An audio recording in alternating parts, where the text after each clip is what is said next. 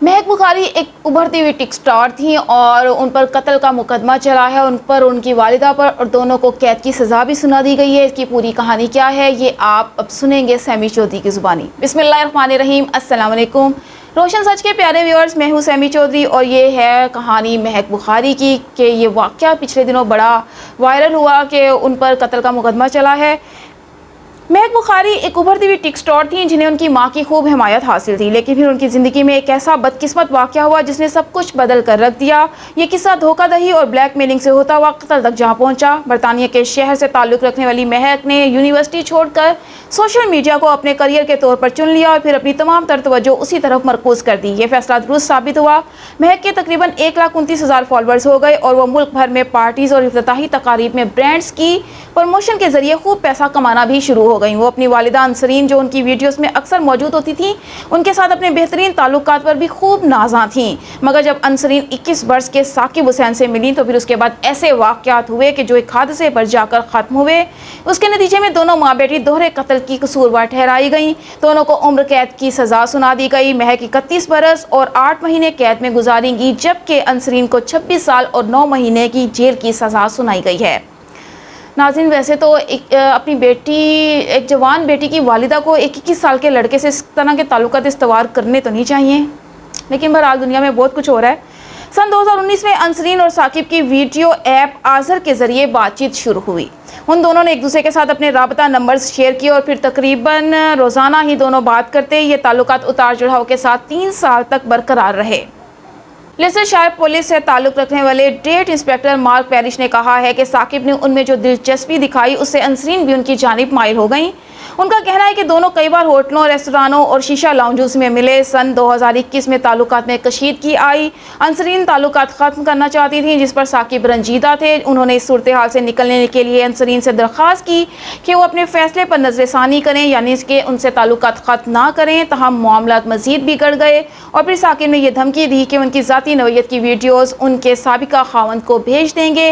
इस साल के इख्तिताम पर अंसरीन ने सब कुछ अपनी बेटी को बता दिया। ताहम ब्लैकमेलिंग के खिलाफ पुलिस को शिकायत करने के बजाय महक ने मामला खुद हल करने की ठान ली। इंस्पेक्टर मार्क पैरिश ने कहा कि साकिब के ख़ानदान को जानते हुए और उनके साथ वक्त बिताने के बाद मैं कह सकता हूं कि वो खुद साकिब को रोक देते। उन्होंने कहा कि अगर बुखारी फैमिली ने पुलिस को शिकायत की होती तो ऐसा बिल्कुल ना होता और मामला कभी इस नहिश तक ना पहुंच पाते। अपनी वालिदा की मदद के लिए महक अपने कार मैकेनिक दोस्त रेहान कारवान के पास चली गई।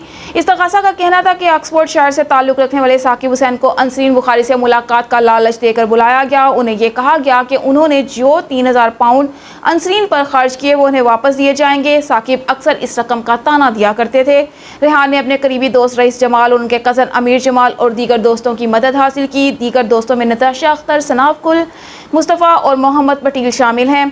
11 फरवरी 2022 के दिन ये ग्रुप लेस्टर में एक सुपरमार्केट पहुंचा और साकिब का इंतज़ार करने लगा। इस मंसूबे का मकसद साकिब पर अचानक हमलावर होना था।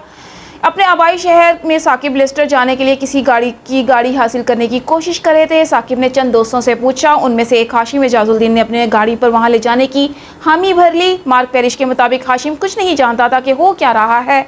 वो बतौर दोस्त सिर्फ रात को साकिब को लेस्टर ले जाने पर रजामंद हुआ। वो इस मामले से बेखबर था। उनके मुताबिक वो मुल्जिमान में से किसी को नहीं जानता था, इस बारे में कुछ नहीं जानता था कि क्या हो रहा है। साकिब और हाशिम कार पार्क में रात के 1:17 पर पहुंचे। चंद लम्हात के इंतजार में उन्हें यह मालूम हो गया कि कुछ गड़बड़ है। वो जल्दी से इस जगह से निकले, लेकिन अब 2 कारें उनका ताक़ुब कर रही थीं। एक गाड़ी को रईस जबकि दूसरी में रेहान थे। दौरान ट्रायल बताया गया कि महक और अंसरीन रेहान वाली गाड़ी में सवार थीं। मार्क पैरिश के मुताबिक पुलिस को फ़ोन रिकॉर्ड से यह मालूम हुआ कि उस वक्त महक ने साकिब को कॉल की थी और दोनों के दरमियान तल्ख़ कलामी हुई थी। हमें ये नहीं मालूम कि दोनों ने क्या कहा, मगर वाज़ेह है कि दोनों के दरमियान सख्त जुमलों का तबादला हुआ। इस फ़ोन कॉल के 1 मिनट के बाद साकिब ने 999 पर कॉल की। उन्होंने ऑपरेटर को बताया कि वो एक ऐसी गाड़ी में सवार हैं जिसका कुछ लोग ताक़ुब कर रहे हैं। उन्होंने कहा कि उनके पीछे आने वाली गाड़ी उन्हें टक्कर मारकर सड़क से उतारना चाहती है। ये कॉल तकरीबन 5 मिनट तक जारी रही। साकिब और हाशिम ने ताक़िब करने वालों से बचने की खर्च से डबल कैरिज वे पर अपना सफ़र जारी रखा और सुरख इशारे पर भी नहीं रुके।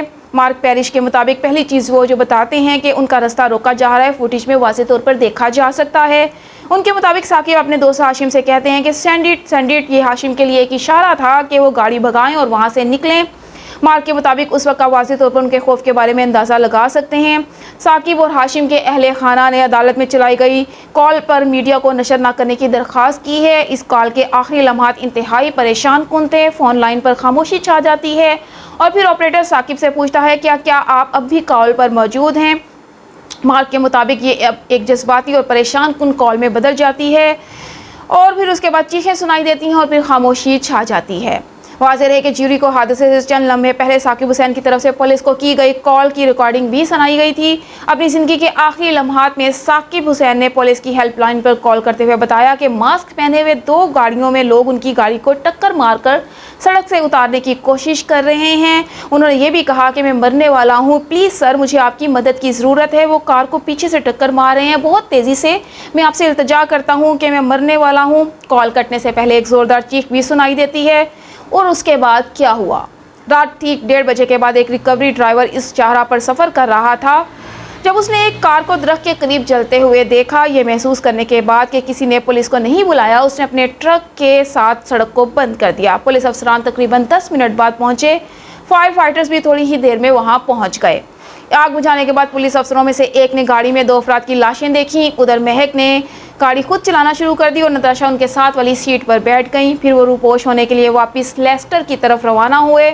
واپسی پر وہ جلتے ہوئے ملبے کے قریب سے بھی گزرے۔ جب وہ شہر پہنچ گئے تو سوٹن پیویلس کے علاقے میں گھس گئے۔ اب وہ محفوظ جگہ پر پہنچ چکے تھے۔ ان کے ساتھیوں نے گاڑیوں سے نکل کر سڑکوں پر گشت شروع کر دیا۔ انہیں CCTV کے ذریعے رات کے تقریباً 2 بجے مختلف مقامات پر فروری کی سردی میں گھومتے پھرتے دیکھا گیا۔ اس کے بعد کچھ کو پیدل اور کچھ کو گاڑیوں پر گھر چھوڑ دیا گیا۔ مہک اور ان کی والدہ انسرین ایک شمالی علاقے کی طرف نکل گئے۔ ادھر لیسٹر شائر پولیس کو کچھ ایسا معلوم تھا جو کہ اس گروپ کو نہیں معلوم تھا۔ ثاقب کی کال تفتیش کاروں تک پہنچ چکی تھی اور انہوں نے خود کار نمبر پلیٹ کے ذریعے کیمروں سے تحقیقات شروع کر دی تھی۔ انہوں نے الرٹ جاری کیا اور 2 افسران نے نتاشا کی گاڑی کا سراغ لگا لیا۔ انہوں نے اس کا پیچھا کرنا شروع کیا اور بعد میں انہیں ایک پیٹرول اسٹیشن پر دھر لیا۔ ایسا ہونے سے پہلے انہوں نے گھبراہٹ میں رئیس کو بھی فون کیا۔ اس کے بعد انہیں گرفتار کر کے حراست میں لے لیا گیا۔ 8 بجے سے تھوڑی دیر بعد مہک اور انسرین آوازوں سے جاگیں تو پولیس مہک کے بھائی اور والد سے بات کر رہی تھی۔ اس وقت مہک نے دیکھا کہ رئیس انہیں بار بار فون کر رہے تھے۔ اس کے بعد انہوں نے ایک دوسرے کمرے میں موجود اپنی والدہ کو ٹیکسٹ بھیجا اور وہ کچھ سمجھایا کہ جو ان کو پولیس افسران سے کہنا تھا۔ مہک نے پولیس سے جھوٹ بولا اور کہا کہ حادثے کی رات وہ ایک سوشل میڈیا پروگرام کے لیے جا رہی تھی۔ ماں بیٹی کو بعد میں گرفتار کر کے لیسٹر کے پولیس اسٹیشن لے جایا گیا۔ حراست کے دوران بھی مہک نے جھوٹ جاری رکھا کہ وہ اس رات کیا کرتی رہی تھیں، لیکن جب پولیس نے ثاقب کی کال چلائی تو وہ حیران رہ گئیں اور ہار مارنے کے بجائے رو پڑی اور کہا کہ ثاقب اتنا جھوٹ بولتا ہے اور واقعات کو توڑ مڑوڑ کر پیش کرتا ہے۔ مہک اور انسرین سمیت دیگر 6 افراد پر بعد میں قتل کی فرد جرم عائد کی گئی۔ ان میں سے ایک محمد پٹیل بھی ہیں جنہیں بعد میں تمام الزامات سے بری کر دیا گیا۔ اہم بات یہ ہے کہ انہوں نے افسران کو بتایا کہ ثاقب کو گاڑی کو ٹکر مارنے کے بارے میں تعاقب کے دوران ریحان اور رئیس کی فون پر آپس میں بات چیت ہوئی تھی۔ جمعہ 4 اگست 2023 کی سپہر 18 ماہ کے طویل انتظار کے بعد حسین اور اعجاز الدین دونوں کے خاندانوں نے اپنے پیاروں کے قتل کے ملزمان کا انجام جاننے کی تیاری کی۔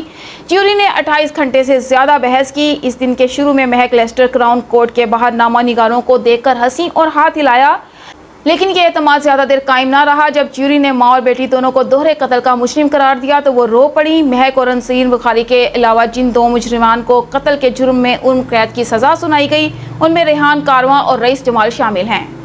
فیصلے کے بعد ثاقب کے قتل عادل بہار نے بات کرتے ہوئے بتایا کہ اس مقام تک پہنچنے کے لیے اہل خانہ کو کس تکلیف سے گزرنا پڑا۔ انہوں نے بتایا کہ وہ ہر روز انہیں یاد کرتے ہیں۔ جب ہم عدالت میں نشست پر بیٹھے تھے اور جج نے کہا کہ جیوری ایک فیصلے پر پہنچ گئی ہے تو اس وقت میرا دل ٹوٹتا ہوا محسوس ہوا۔ انہوں نے کہا کہ میں اسے واپس لانے کے لیے کچھ بھی کروں گا۔ محمد زین نے کہا کہ انہیں تقریباً ہر جگہ اپنے بھائی کی یاد آتی ہے اور ہر کوئی اس کا بھائی بننا چاہتا ہے۔ اگر آپ آن لائن دیکھیں گے تو ہر کوئی کہے گا یہ میرا بھائی ہے، وہ لاکھوں میں ایک تھا۔ ویئرز یہ تھی کہانی مہک بخاری کی کہ ان کو جو قتل کی پچھلے دنوں سزا دی گئی اور یہ ویڈیو بڑی وائرل بھی ہوئی تھی کہ یہ خبر بلکہ بڑی وائرل ہوئی تھی کہ مہک بخاری کو قتل کے جرم میں سزا سنائی گئی، ان کی والدہ کو بھی سنائی گئی ہے۔ حقیقت کیا تھی آج آپ کو میں نے پوری داستان سنا دی۔ اور ویڈیو اچھی لگی ہو تو چینل کو سبسکرائب کر دیجیے گا، ویڈیو کو لائک اور شیئر کرنا بھی مت بھولیے گا۔ اس کے ساتھ ہی اپنی ہوسٹ سیمی چودھری کو اجازت دیجیے۔ اللہ حافظ۔